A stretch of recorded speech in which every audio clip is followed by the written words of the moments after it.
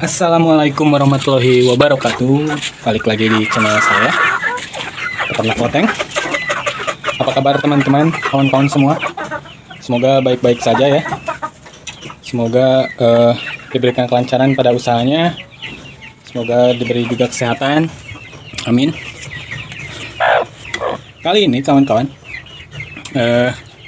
saya akan membagikan sebuah video tentang beternak di lahan sempit atau di atas rumah ya. Saya pun ini di sini ternak di atas rumah karena tidak mempunyai lahan. Nah, ini gambaran kandang saya. Agak acak-acakan ya, tapi yang penting harus selalu bersih.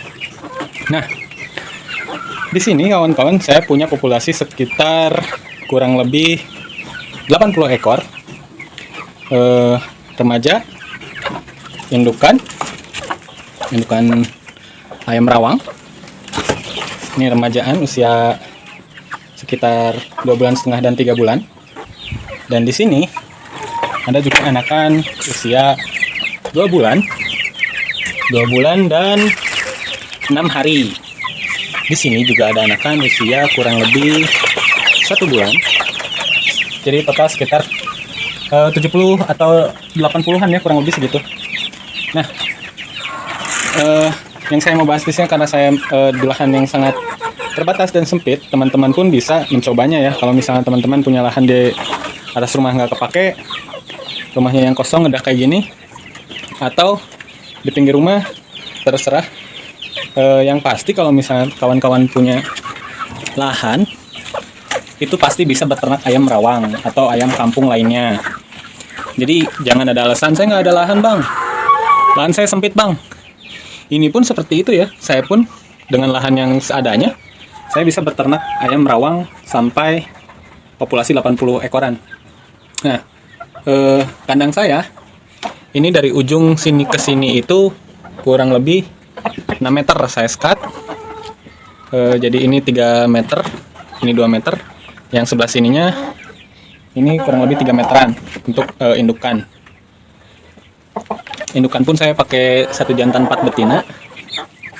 Dan di sini ada remajaan, ada kurang lebih 10 ekor, ditambah sama ayam hias 2 ekor. Ini persilangan Giant Cochin sama Brahma.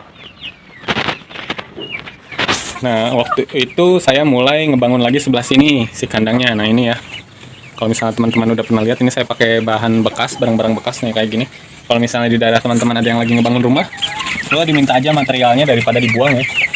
Saya pun memanfaatkan material-material bekas yang sudah dibuang, saya minta. Peternak lahan sempit itu banyak kendala menurut saya ya. Yang pertama, postal atau si pasir kayak gini harus banyak perawatan. Karena kalau misalnya kita ganti-ganti terus itu kan lumayan capek ya. Bakalan nguras tenaga, harus ngangkut dari bawah ke atas gitu, dari atas ke bawah untuk ngeganti. Nah, perawatannya itu biasanya saya kasih E4 yang difermentasi selama 4 hari. Saya siram di sekitar kandang. Dan disinfektan itu saya pakai Rodalon biasanya 2 hari sekali. Dan kalau misalnya sempat, saya pasti pakai Baiklin sama Cuka untuk kandang yang ini, yang pembesaran dari usia 1 bulan ke 2 bulan. Nah kawan-kawan, kalau misalnya teman-teman kawan-kawan punya lahan sempit seperti saya kayak gini, kebersihannya itu harus selalu dijaga ya, agar apa? Agar penyakit itu nggak datang. Karena kalau misalnya kandang sempit seperti ini, penyakit itu rentan datang. Lebih baik mencegah daripada kita mengobati. Nah seperti ini, saya pun kotorannya selalu saya bersihkan 3 hari sekali agar mengurangi lalat. Kalau yang ini si pasirnya cuma tinggal ada di video saya sebelumnya untuk membuat pasir ini ya, campuran-campurannya. Nah untuk merawatnya saya biasanya pakai E4 dan disinfektan. Dan jangan lupa kandang itu harus kena matahari. Nah ini kalau misalnya di siang hari lumayan panas, jadi si kandang tetap kering. Biar apa? Biar kandang selalu bersih dan sehat. Ayam pun bisa lihat sendiri kawan-kawan, ayam-ayam yang di kandang saya alhamdulillah pada sehat ya. Yang ini juga yang umur 1 bulan alhamdulillah pada sehat. 1 bulan sama 1 bulan lebih, alhamdulillah pada sehat. Karena kalau misalnya kandang di lahan yang terbatas, nggak sebebas kandang-kandang yang lahan luas ya, apalagi kalau misalnya teman-teman ternak di samping rumah sama tetangga seperti ini, harus menjaga kebersihan dan agar tidak bau, agar tetangga pun nggak komplain sama kita karena bau si ternak. Nah, untuk mengurangi bau-bau ternak seperti itu, saya menggunakan pakan fermentasi dan minumnya pun biasanya saya campur dengan AM4.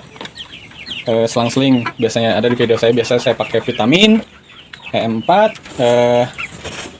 terus air putih biasa. Kadang jamu-jamuan juga, banyak ya jamu-jamuan di YouTube yang sudah ngebahas. Sama halnya dengan kandang indukan. Kandang indukan pun ini lumayan kena matahari kalau misalnya pagi hari sampai siang itu kena matahari ya. Jadi kandang nggak lembab. Di sini tirainya ini bisa dibuka.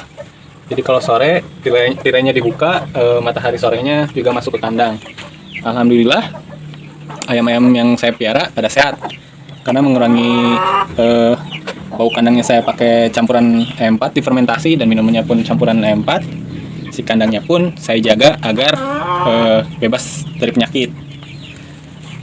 Karena kendala awal atau kendala pertamanya di lahan terbatas atau lahan sempit kayak saya kayak gini, itu kan biasanya bau pada ternak ya. Kalau misalnya berisik ayam itu agak susah.